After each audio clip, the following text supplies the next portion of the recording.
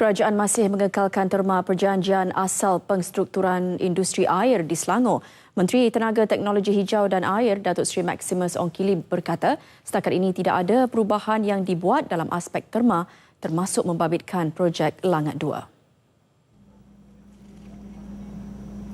Beliau menjelaskan perjanjian air sebelum ini kekal sementara menunggu surat daripada kerajaan negeri. Even though we have already bought it, so there was an assumption that it belongs to them when they actually doesn't. So that's the last hurdle, but I wait for his comment on that matter. 9 Mac lalu, Menteri Besar Selangor, Muhammad Azmin Ali, memaklumkan bahawa kerajaan negeri membatalkan perjanjian pengstrukturan air Selangor dengan mendakwa kerajaan persekutuan melanggar beberapa terma perjanjian utama yang ditandatangani tahun lalu. Datuk Seri Maximus bagaimanapun telah menjelaskan bahawa kerajaan negeri gagal mematuhi 3 daripada 8 syarat dalam perjanjian utama dengan kerajaan persekutuan. Pada sesi soal-jawab, Datuk Seri Dr. Maximus memberi jaminan tiada kenaikan kadar tarif elektrik tahun ini. Bagaimanapun tiada penurunan harga dijangkakan. Tarif elektrik yang menyaksikan pengurangan 2.25 sen per jam kilowatt dijangka kekal meskipun selepas tempoh 30 Jun 2015 yang ditetapkan sebelum ini.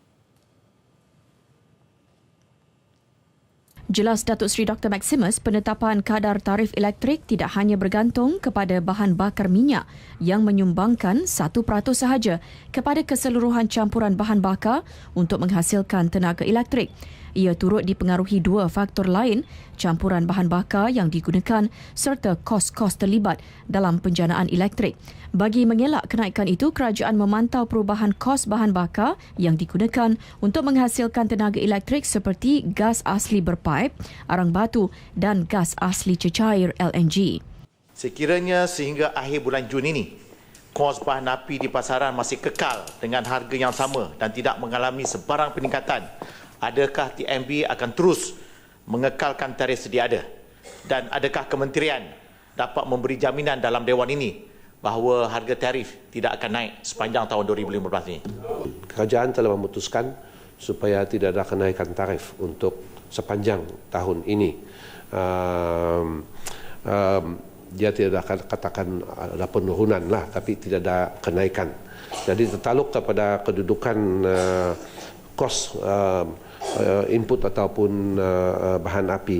Dari segi bahan api arang batu pula, dia begitu steady dalam harga yang saya telah sentuhkan tadi. Kementerian Tenaga Teknologi Hijau dan Air mengumumkan pengurangan tarif sebanyak 2.25 sen per jam kilowatt pada 11 Februari lepas. Bermula 1 Mac sehingga 30 Jun 2015, tarif baru tersebut berkurangan daripada 38.53 sen kepada 36.28 sen. Selain tarif elektrik, penurunan harga bahan bakar dunia juga mengundang persoalan berhubung harga barangan di pasaran. Timbalan Menteri Perdagangan Dalam Negeri, Koperasi dan Kepenggunaan, Datuk Seri Ahmad Bashar Madhanipah menolak kemungkinan memberi rebat kepada peniaga dalam usaha memastikan golongan itu menjual barangan pada harga yang ditetapkan. Mengulas lanjut, beliau menegaskan kenaikan harga barangan yang membabitkan banyak faktor, antara lain perlu mengambil kira aspek permintaan dan penawaran. Bolehkah mekanisme yang boleh dilakukan oleh pihak kementerian? Antaranya ialah pemberian rebate balik terhadap barang yang mereka dapat sebelumnya mahal dan dijualkan dengan harga yang ditetapkan. Kita sentiasa mengadakan sesi engagement ini dengan syarikat-syarikat ataupun pasaraya untuk memastikan supaya walaupun harga minyak turun, sebab itu lebih daripada 82,000 harga produk-produk ini telah pun diturunkan sehingga ada keparas 70%. Jadi saya yakin melalui kempen ini dan berterusan, kita tak perlu lagi untuk nak ni rebate dan sebagainya. Menerusi ops harga sehingga 31 Disember 2014, Kementerian Terbabit telah mengenakan lebih 5,900 tindakan undang-undang terhadap peniaga yang gagal mematuhi arahan penetapan harga ditetapkan. Nilai rampasan melebihi RM1 juta, manakala kompaun yang dikenakan melebihi RM300,000. Kadar harga perumahan rakyat 1 Malaysia Prima tidak akan dinaikkan biarpun cukai barangan dan perkhidmatan GST akan mula dilaksanakan 1 April ini. Malah menurut Menteri di Jabatan Perdana Menteri Datuk Seri Dr. Syahidan Kassim, potongan harga sebanyak 20% akan terus dilaksanakan oleh kerajaan bagi membantu rakyat memiliki rumah. Pemaju perumahan kos rendah boleh berbincang dengan Perbadanan Prima jika mempunyai hasrat untuk meningkatkan tahap perumahan mereka ke tahap perumahan prima. Bagaimanapun, ia tertakluk kepada syarat yang telah ditetapkan. Saya terlupa jawab soalan daripada sahabat penenam tadi, bahawa adakah rumah ini akan naik apabila ada GST. GST bukan naik harga. Jadi tidak ada sebab mengapa rumah prima nak dinaikkan. Lebih-lebih lagi, bahan-bahan kos untuk membina rumah tu tidak termasuk dalam senarai kenaikan harga dan sebagainya. Jadi rumah prima tidak ada naik harga dan kita nak bagi tahu bahawa 20% diskaun itu akan berjalan terus. Datuk Seri Syahidan turut memaklumkan sebanyak 32 daripada 95 buah projek Prima telah memperoleh kebenaran merancang pembangunan Prima, merangkumi 28,393 unit rumah yang akan dibina di seluruh negara. Kerajaan menyediakan RM100 juta sebagai dana permulaan bagi menjayakan program transformasi perkhidmatan bas berhenti-henti SBST di 5 kawasan terpilih. Kawasan terlibat ialah Seremban, Kanga, Kuching, Ipoh dan Kuala Terengganu yang bermula tahun ini. Menurut Menteri di Jabatan Perdana Menteri Nancy Shukri, kerajaan sedang melaksanakan inisiatif transformasi untuk perkhidmatan bas henti-henti itu bagi memastikan kualiti perkhidmatan yang baik. 2 polisi dirangka, pelaksanaan rangkaian bas henti-henti berdasarkan penawaran dan model penghantaran kos kasar bagi penyelesaian jangka panjang mengatasi masalah keuangan yang dihadapi bas henti-henti. Rangkaian bas henti-henti berdasarkan penawaran ini akan mengatasi masalah kekurangan liputan dan kesaling hubungan ataupun konektiviti dengan izin di bandar maupun luar bandar. Bagi melaksanakan rangkaian ini, gross cost delivery model diperkenalkan. Pengusaha atau operator akan dapat menawarkan perkhidmatan dalam rangkaian tanpa perlu gusar tentang kemampanan operasi mereka. Melalui skim itu, kerajaan melalui Suruhanjaya Pengangkutan Awam Darat SPAD akan bertanggungjawab terhadap kos operasi bagi rangkaian bas berkenaan. Manakala, operator hanya perlu memastikan perkhidmatan disediakan dalam kawasan rangkaian mengikut kekerapan dan terma-terma yang ditetapkan dalam kontrak. Kementerian Pendidikan sedang menyemak dan membuat verifikasi guru yang mengajar mata pelajaran Sijil Tinggi Agama Islam. Langkah itu bagi memastikan guru yang dipilih mempunyai pilihan dalam pengajian Islam dan bahasa Arab serta berkemahiran dalam pengajian mata pelajaran tersebut.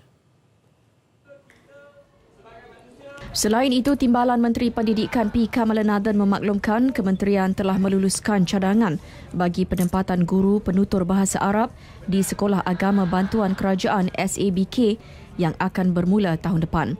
Kementerian juga sedia meluluskan permohonan sekolah-sekolah yang ingin membuka kelas kurikulum bersepadu tinggi dan kurikulum bersepadu tahfiz jika memenuhi kriteria yang diperlukan. Ia bertujuan bagi meningkatkan prestasi penggunaan bahasa Arab di kalangan pelajar yang akan mengambil STAM. Kriteria dan syarat pembukaan kelas amat mudah. Pertama, sekurang-kurangnya 15 pelajar. Dan yang kedua, kelulusan akan diberi sekiranya mereka ada 3 guru mengajar bidang usuluddin, bidang syariah dan bahasa Arab. Agak ringkas.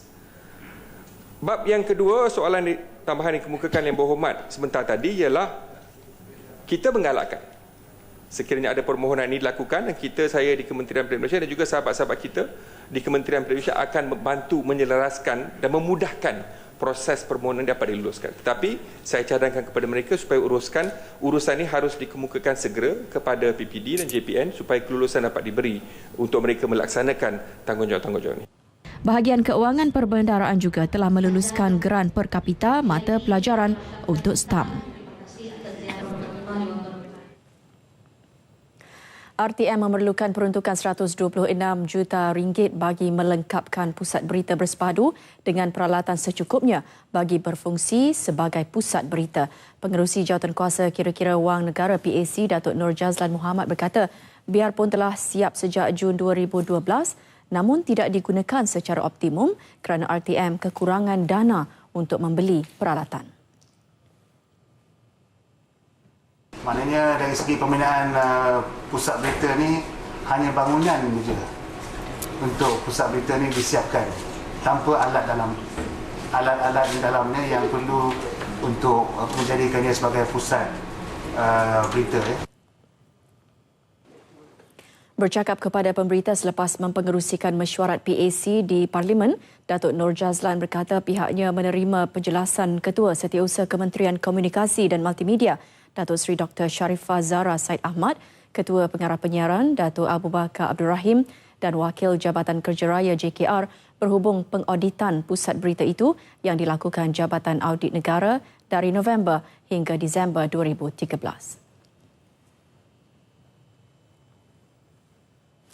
Saudara, siaran langsung persidangan Dewan Rakyat boleh diikuti Isnin hingga Khamis 10 hingga 11.30 pagi di TV1. Bagi anda yang ingin terus mengikuti persidangan, bolehlah mengikutinya melalui laman web rtmparliament.rtm.gov.my atau myclick.rtm.gov.my/rtmparliament. Laporan lanjut sidang Dewan Rakyat hari ini jam 10.30 malam.